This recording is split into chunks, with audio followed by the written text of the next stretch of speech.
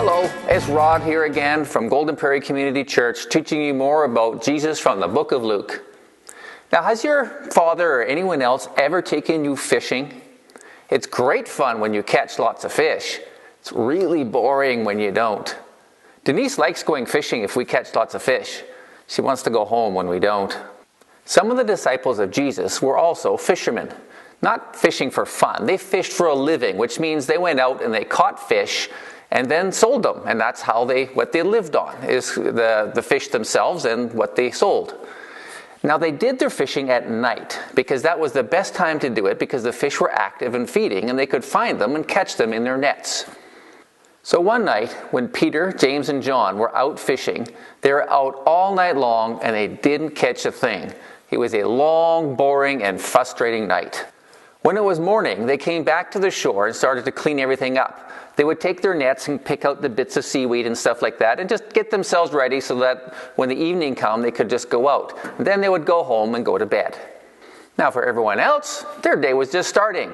And Jesus happened to be on that same lake that morning, and he was teaching people by the side of the lake. There were so many people listening to Jesus that they were all crowded around him, and they couldn't see him and they couldn't hear him because there were so many people all close around him. Jesus saw Simon and his friends sitting there cleaning up their nets and their boats, and he had a good idea.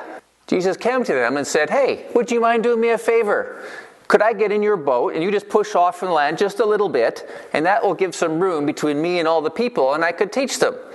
And Simon said, "Sure, that's a great idea. We'll do that. Jump in."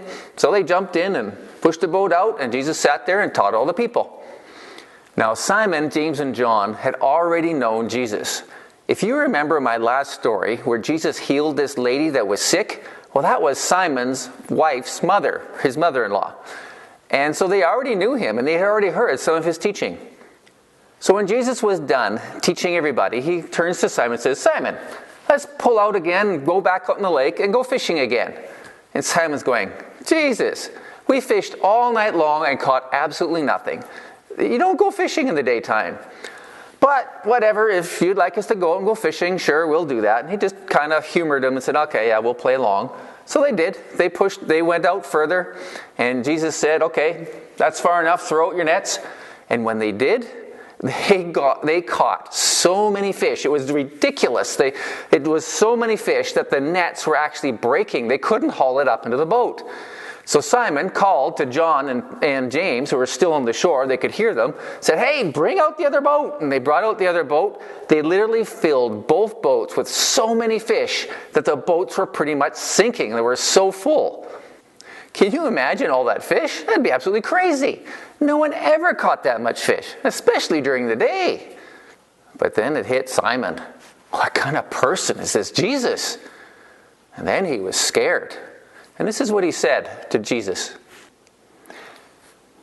When Simon Peter saw it, he fell down at Jesus' knees, saying, "Depart from me, for I am a sinful man, O Lord." Now, why would Simon say that? Why would he always suddenly be worried about the sin that he's done, the things that he had done wrong? Because he could now see who Jesus was. He was the Lord. He was God in Simon's boat with him. What Jesus had done was a miracle. Only God could do such a thing, put that much fish in a net in the daytime. No person could do this. This was God's power. When Simon knew that he was in the presence of God himself, he suddenly thought about all the wrong things that he had done. And he was scared that Jesus was going to punish him. He was scared to have God with him. But Jesus wasn't there to punish him. He was there to change him and to help him. Jesus would someday die on a cross, being punished by God for Simon's sins and for all of our sins, so that Simon and us, that we could be forgiven all our sins by God. Right now, Jesus just wanted Simon and his friends to follow him and to help him tell others about God as well. Jesus said to Simon in Luke 5, verses 10 and 11, he said to Simon, "Do not be afraid. From now on you will catch men." So when they had brought their boats to land, They left everything behind and followed him. Jesus wanted these fishermen to follow him and help others to get to know who Jesus was as well. And they did. They did just that. They left behind their boats and everything, and they started to follow Jesus around and work with him. And Jesus wants us to do the same kind of thing. We can't follow him around physically like they did, but he wants us to see, just like Peter did, that we're sinful people, but that Jesus wants to forgive us, and that we will ask him to forgive us our sins, and that we will follow him with all of our lives, everything that we do. All you have to do is pray and ask Jesus to forgive you, and that you will live your life in a way that will follow him in everything that you do. And then, do it.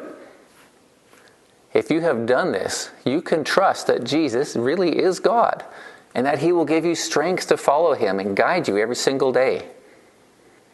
Thanks for joining me today to learn more about Jesus. I'll see you next time when we'll learn even more.